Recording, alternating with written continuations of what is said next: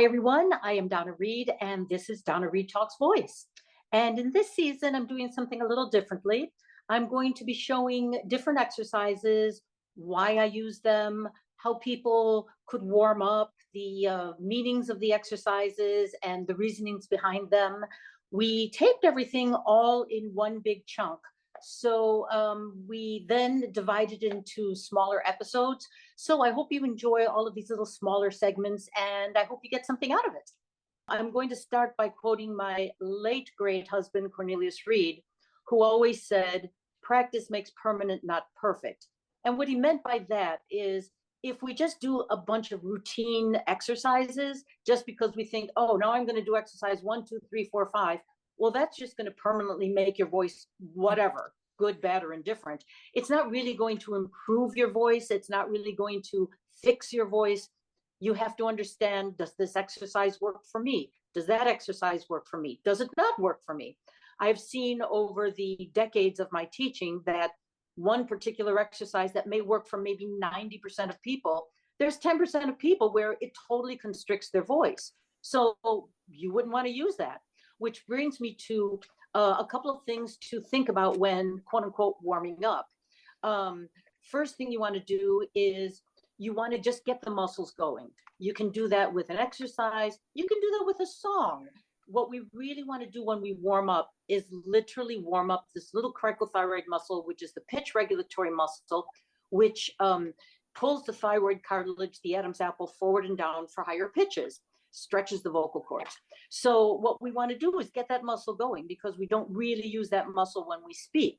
So that's one of the things that we do. That's why when you warm up, you go a little bit on the higher pitches, and then you go down, and, you know, different things to get the voice going.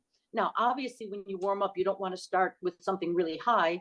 You want to start easily, just like anybody doing an athletic activity where they stretch the muscles a little bit, then they start running a little bit, then maybe they sprint.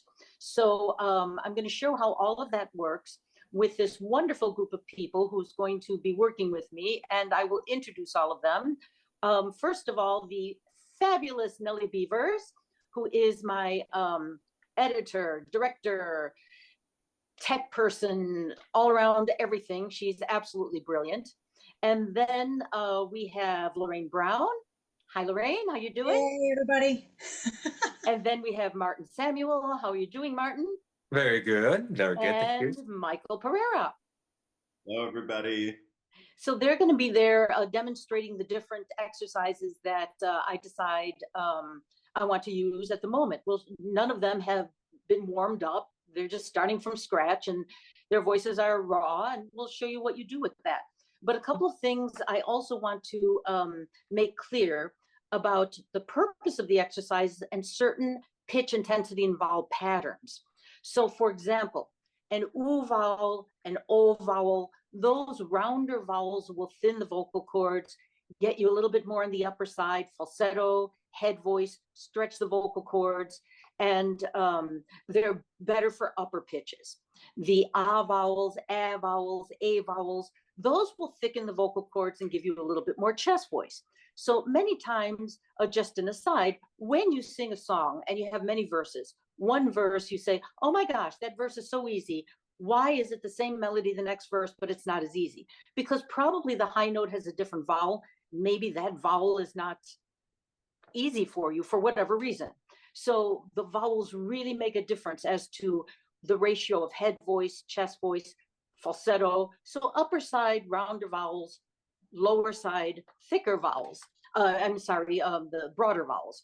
So then you've got the pitches. Obviously, the lower pitches are more chest voice, and the upper pitches are more on the head voice side or falsetto. Then you've got the intensity. Same thing. With the intensity, you're going to get thicker vocal cords. You're going to get more chest voice.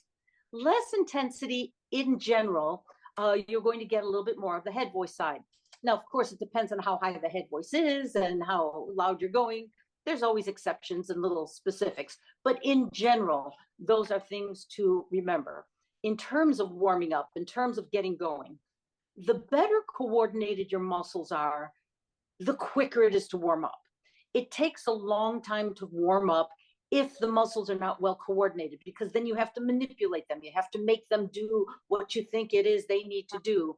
I'm going to quote two singers, famous singers, one an opera singer, one a musical theater singer, and both of them said the same thing. And they both sing. One is still alive, one is not, beautifully. Christine Ebersole, musical theater person, amazing, amazing. And Marilyn Horne, opera person. And they both said, you know, I shouldn't say this, but I never warm up when I sing.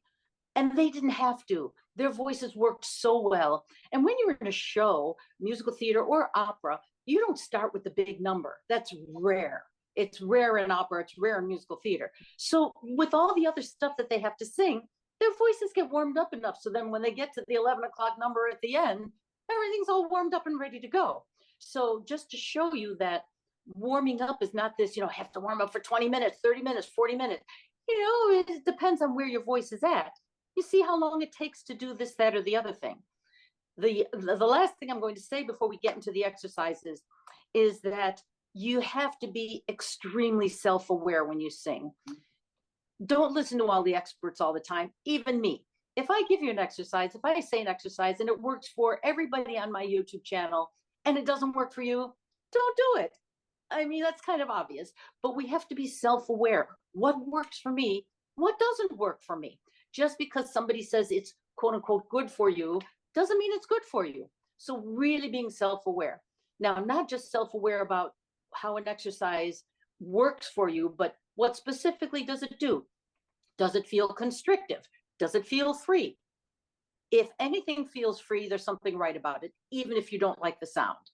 What is your body doing? Is your body getting tight? Is your body not getting tight?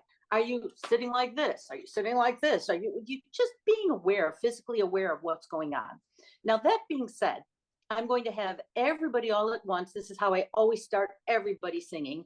I'm going to have everybody all at once exhale, inhale as they bring their arms up, and exhale, and everybody do it on your own time. Don't follow anybody else. And you can do this along while you're watching. Just let the air go in, let the air go out, all on your own time. Maybe do it 3 times, maybe 4. You could even round your shoulders a little bit, get that rib cage going, which is one of the reasons why I have everybody breathe this way. Just get that air flowing in and out. Great, fabulous. Everybody feel good? Yeah. Yes. Yeah. So now that you know what I'm up to, let's get going. Thanks for watching Donna Reid Talks Voice.